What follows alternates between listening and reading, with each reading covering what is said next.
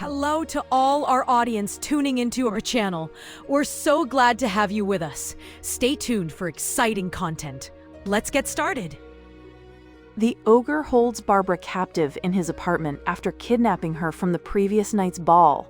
In the morning, he attempts to create a domestic atmosphere, offering her food and coffee while outlining his plans for their day together. Barbara, clearly uncomfortable and desperate to leave, tries to escape, but the ogre restrains her. He reveals a chilling confession. He had originally intended to kill her when they first met, but something changed his mind. The ogre claims he saw the real her during their encounter and believes she is the woman he has been searching for his entire life. He insists this isn't pretense, but genuine love, though his methods are clearly coercive and terrifying. Barbara realizes the gravity of her situation as the ogre's obsession becomes apparent.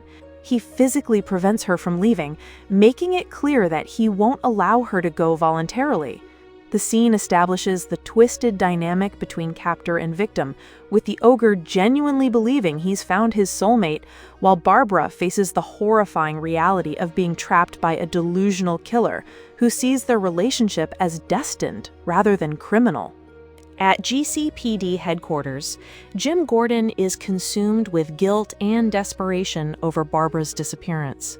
He blames himself entirely for her kidnapping, knowing that his decision to press Commissioner Loeb led to the ogre being sent after him, with Barbara becoming collateral damage. Gordon is sleep-deprived and refusing to eat, driving himself to exhaustion in his search efforts. Lee Tompkins tries to comfort him, but Gordon insists that whatever happens to Barbara is his responsibility alone. Harvey Bullock brings in Jake, a small-time pimp who has been bragging on the streets about knowing the ogre's identity. Initially resistant, Jake eventually reveals under interrogation that the ogre was a regular customer at an exclusive high-end brothel called the Foxglove. The ogre reveals his twisted psychology to Barbara, explaining his murderous past with disturbing calmness.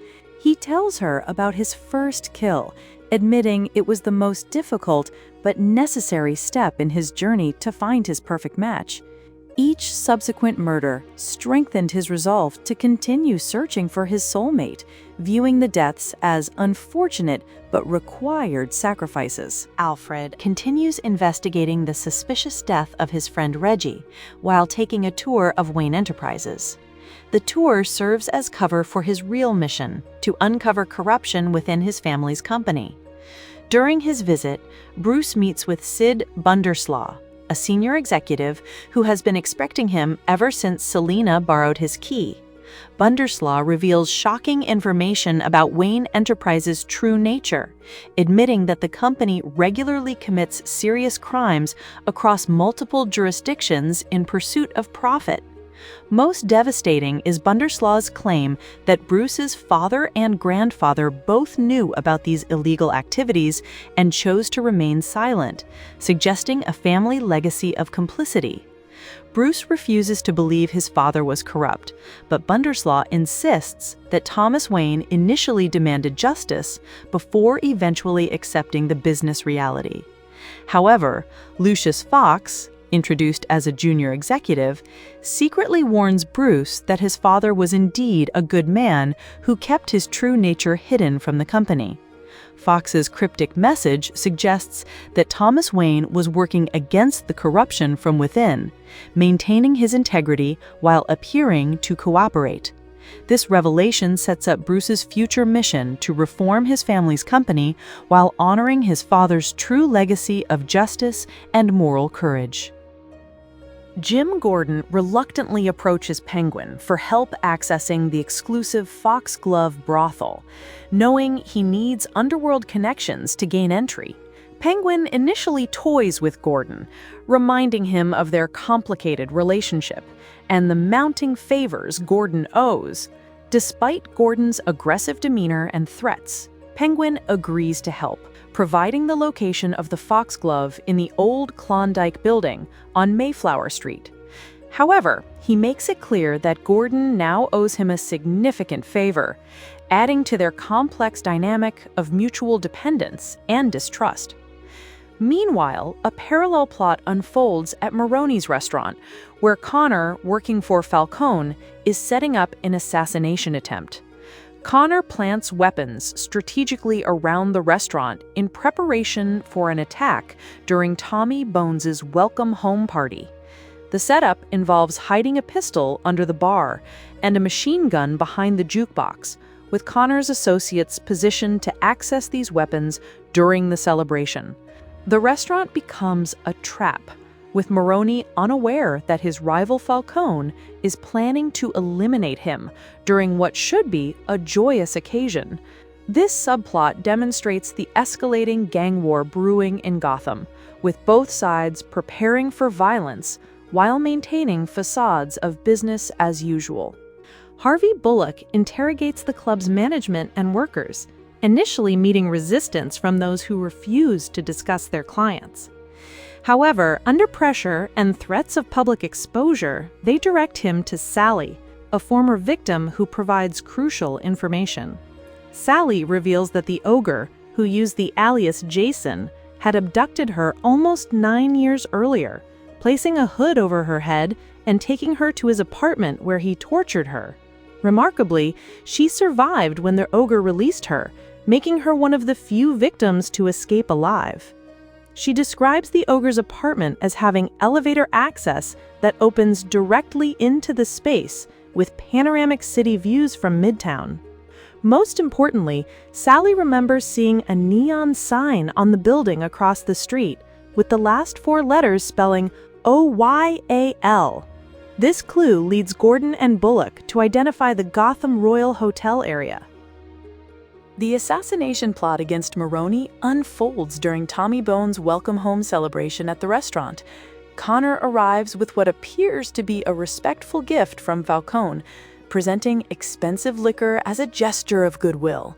However, the gift is actually part of an elaborate murder scheme, with Connor delivering a message that Falcone has decided to kill Maroni, despite the difficulty of the decision. The plan involves Connor and his associates accessing the pre-planted weapons to eliminate Maroni and his men during the party. However, the assassination attempt fails catastrophically when the guns jam at the crucial moment, leaving Connor and his team defenseless. Maroni, realizing he's been betrayed, kills Connor and his associates, sending a bloody message back to Falcone that he knows about the betrayal and is coming for revenge.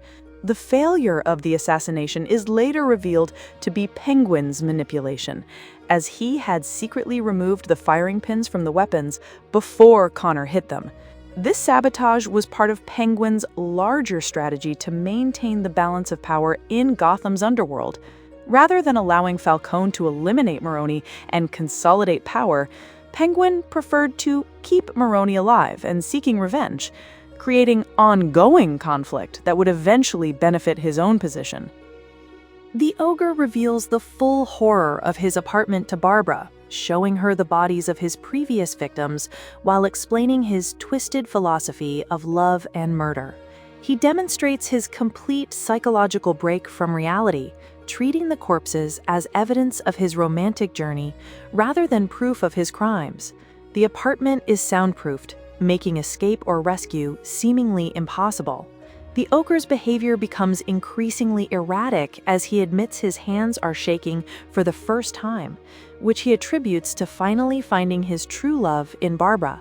He makes a chilling threat that any mention of Jim Gordon will anger him, while simultaneously professing his love for Barbara.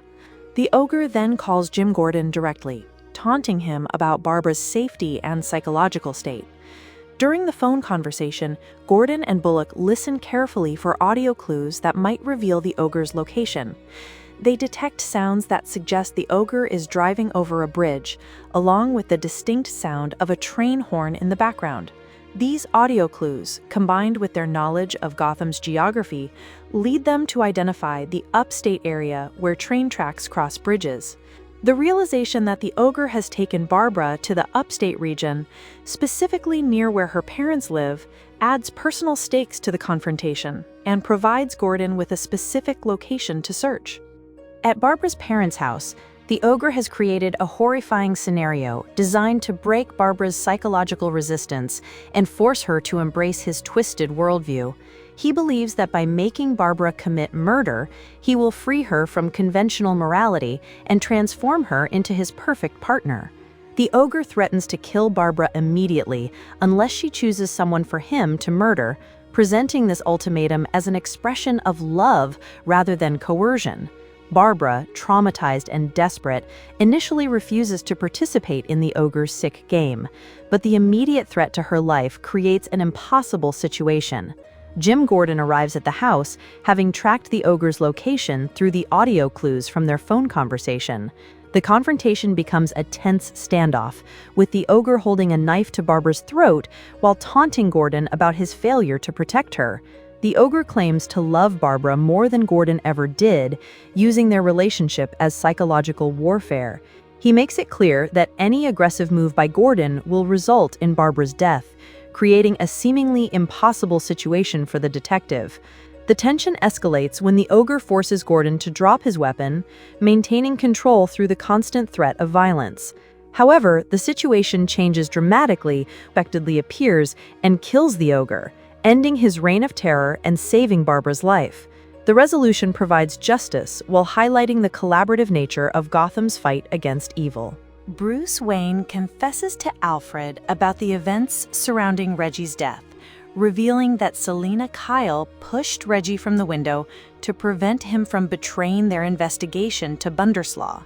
This admission weighs heavily on Bruce, who is grappling with the moral complexities of their mission and the consequences of their actions. Alfred, while saddened by the truth, understands that Reggie had already been compromised and was no longer the person he once knew. The conversation reveals Bruce's growing understanding of the difficult choices that come with seeking justice in Gotham's corrupt environment. At GCPD, Jim Gordon and Lee Tompkins reconcile after the traumatic events, with both acknowledging their fears and mistakes.